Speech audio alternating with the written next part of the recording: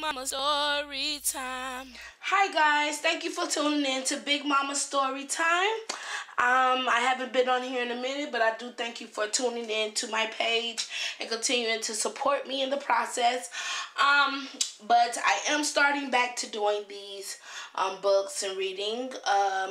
So today I decided to start back with Princess Collections, Disney's. I love Disney, even though, but let's see. I love Disney, so let's open it up. The first one I'm going to be doing today will be Cinderella, The Mice Saved the Day. Okay, let's get into this.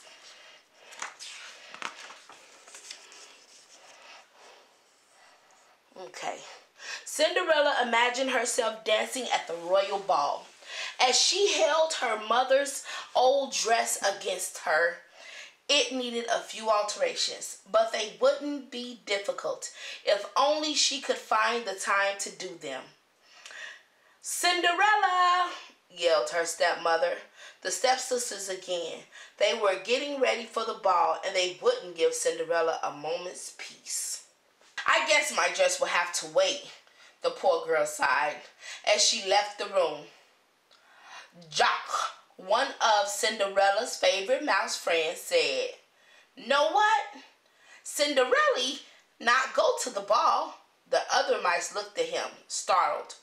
"Work, work, work," he explained with disgust. "She never get dressed done."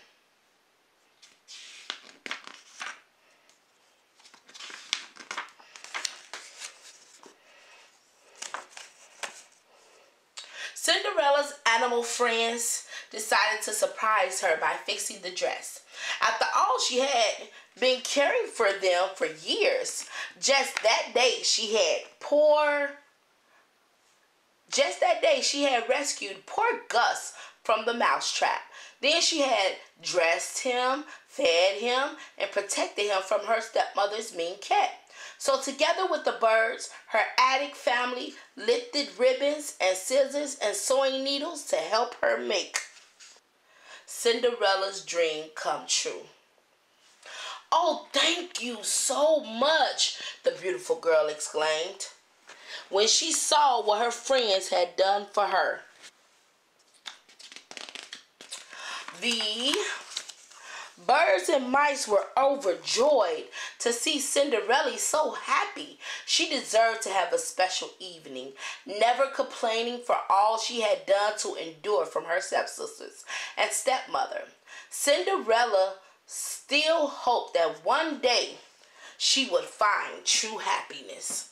However, it was not long before her stepmother and stepsisters took hope away from her too. Tearing her beautiful dress to shreds, they left her alone sobbing in the garden. There," soothed a new voice. Cinderella's fairy godmother magically appeared. "Dry your tears," she said. "You can't go to the ball looking like that." Cinderella started to explain that she wasn't going to the ball, but her fairy godmother wouldn't hear of it.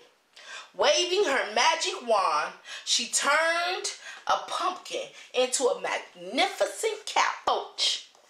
Cinderella and her animal friends stared at the magic in amazement. "Bibbidi-bobbidi-boo," sang the fairy godmother. Soon, four of the mice, including Gus and Jock, were turned into proud horses. As for Cinderella, her gown shimmered like diamonds. She stood staring at her image in the fountain with disbelief. "It's more than I ever hoped for," she declared, her eyes sparkling. When she arrived at the palace, Cinderella was swept into a dream world.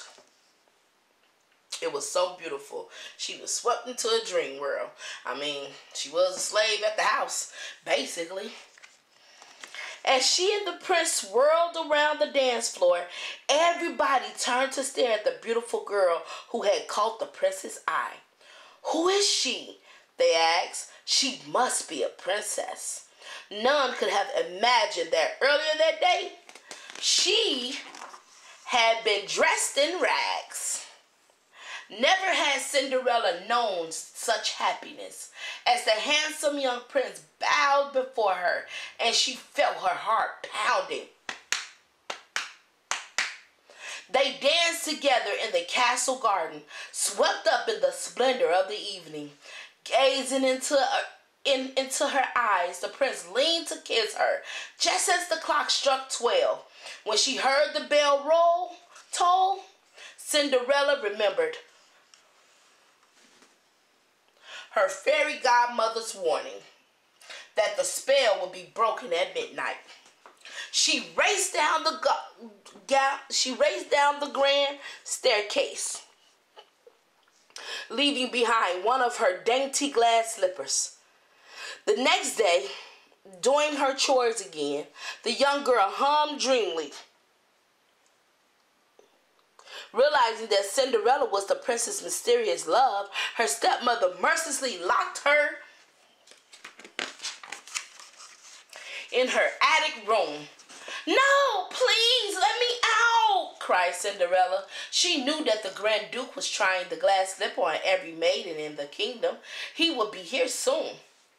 "We've just got to get that key," Jack told Gus. Despite the danger, they pulled the key out of the stepmother's pocket, then rushed and pulled it up the staircase. With the last burst of energy, Cinderella's exhausted little friends were finally able to slip the key under her locked door. "Oh, thank you," she cried. Hurrying down the steps, Cinderella heard a crash. The slipper she had left behind was broken. Pulling the other slipper out of her pocket, she called to the Grand Duke. "May I try this one on?" They tried to mess up the slipper so she can't try it on and get free. The perfect fit proved that Cinderella was indeed the young woman who had won the prince's heart. Jack and Gus cheered happily for their beautiful friend Cinderella, as they watched her dreams come true. The end. Thank you all for tuning in to Big Mama Story Time. Please tune in again every week. I will try to have a book out every week, a reading out every week. So please tune in to my channel every week, or click that bell on the right hand side under the video, so that you can get notifications whenever I post something new. Thank you all for being such wonderful people, and for subscribing to my channel. You all have a wonderful day. Bye. Big Mama Story Time.